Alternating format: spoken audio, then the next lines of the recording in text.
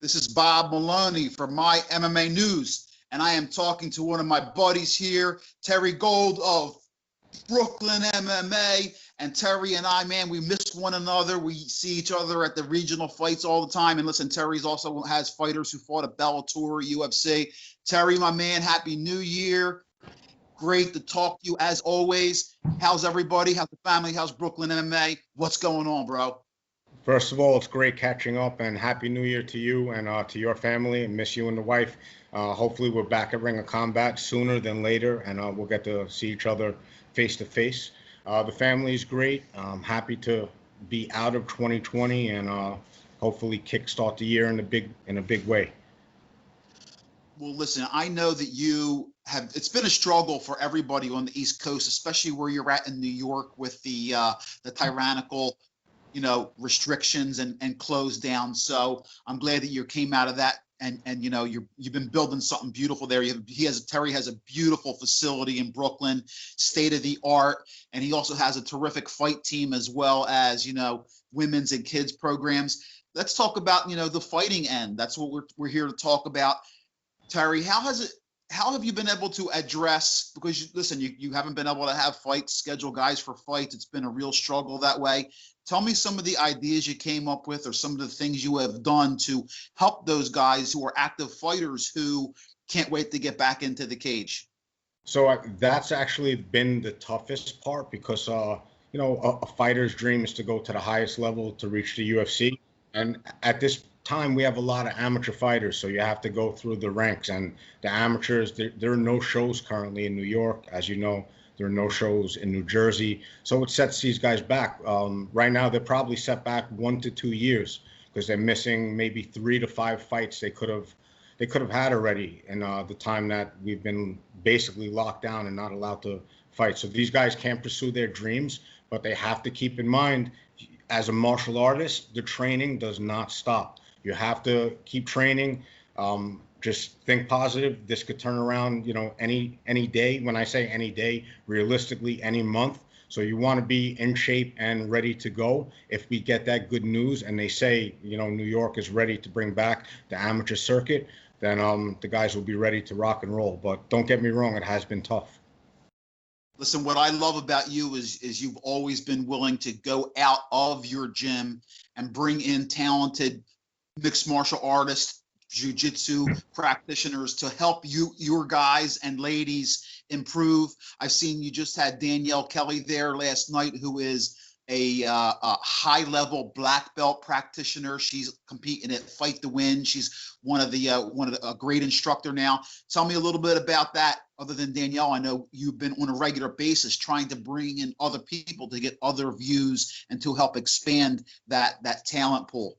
Well, it's the same thing. As much as the fighters want to continue to fight, these people that put in their work, like Danielle Kelly, Ally Aquinta, just to name, the last 2 people that I've had recently, they want to continue to do what they do, and that's share their knowledge. So I wasn't going to, let that stop what's going on. Basically, I couldn't promote it as heavy as I would have liked to, but I did do it within the academy, and I promoted it a little bit a week or 2 before the seminar. But yeah, we just had Danielle Kelly.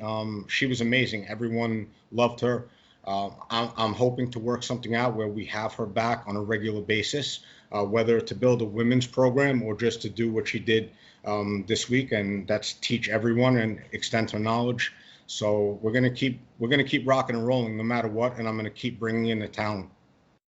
Let's say in the next month or 2 the restrictions ease, and then we start easing to have some fights, both amateur and more pros on a regional scene. Do you expect to be extremely busy and multiple people on cards? Are you guys ready, like just waiting for the word and ready to start jumping into a short camp?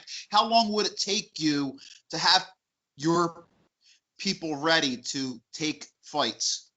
Well, first off, I want to say I don't want to put pressure on my people, but for the fighters out there listening, whether you're from my academy or other academies, it's on you. You have to stay positive. You have to keep training, because if we get that call, I'm going to have 10 guys, 12 guys, amateur, that are going to say, put me on the card, coach. But I'm going to look at the guys that were training the most. The guys that stayed consistent throughout the entire pandemic, before I was able to, reopen in August. So all of that plays a factor. And, we'll look at, then, you have to also look at who they have for us, opponent-wise, and we have to match it up. So, but I'm going to have a lot of hungry guys. We've been training 7 days a week, and we're ready to go. Well, listen, like when you have fights and you have people scheduled for fights, and the little headaches you get with physicals and this and that and losing opponents. I bet you can't wait to get back to those headaches, those things that, drove you crazy before. You probably are saying, you know what, give me back the craziness, all the things you had to deal with as far as fighters falling off. That's probably something you're looking forward to again. I miss those headaches. I miss getting calls from Lou Neglia and telling me I need to sell more tickets. I miss it all. Yeah. Hey, listen, man, it's really a family and a community thing that we've all had to suffer. Everybody in the whole country had, but specifically, the restaurants and, the gyms and the mixed martial arts, because you and I have talked before. Listen, the best way to improve your immune system is to work out and to eat healthy. And a lot of us are still scratching our heads, and because there's really no science as to why they would shut gyms down where people go to get better and stay healthy and live a longer, healthier life. This isn't just about getting in the cage and fighting, as you know, Terry. This is about, I'm sure there's only a small minority of people who you train who are going to fight. You're looking at people who are coming in for self-defense, people who want to take care of themselves, people who want to live a healthy lifestyle. And that's the people that, have been left behind too, not just the fighters. So. Right. It's all about living a healthy lifestyle, and the type of workouts that we provide is a big stress reliever, which also provides to making you a healthier person. So all around, we need to be open. We're essential. We're not going anywhere, and we're here to stay, and we're here to win. All right, my brother. I'm looking forward to seeing you and getting a big bear hug at the next event in Atlantic City or wherever it may be, man. It's been way too long. I'm glad you're doing. Listen, the reason that you and I have hit it off because we love the sport, and you know what, we love everything about it. And listen, I love the guys on your team, and I look forward to seeing you again. Give any love or shout outs to anybody you want before we roll, Terry, man. It's been way too long. Listen, everyone out there that's in MMA, whether you're a practitioner or a fighter, in combat sports in general, don't give up hope. We are going to come back.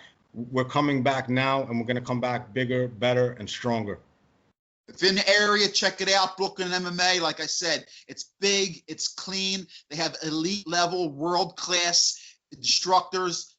Go look Terry up. He's on Instagram. He's all over the place. Brooklyn MMA, people. Terry, great to talk to you, and I will see you soon, hopefully, brother. Definitely. I'll see you soon. Good talking to you. Send my regards to Marlene. Absolutely.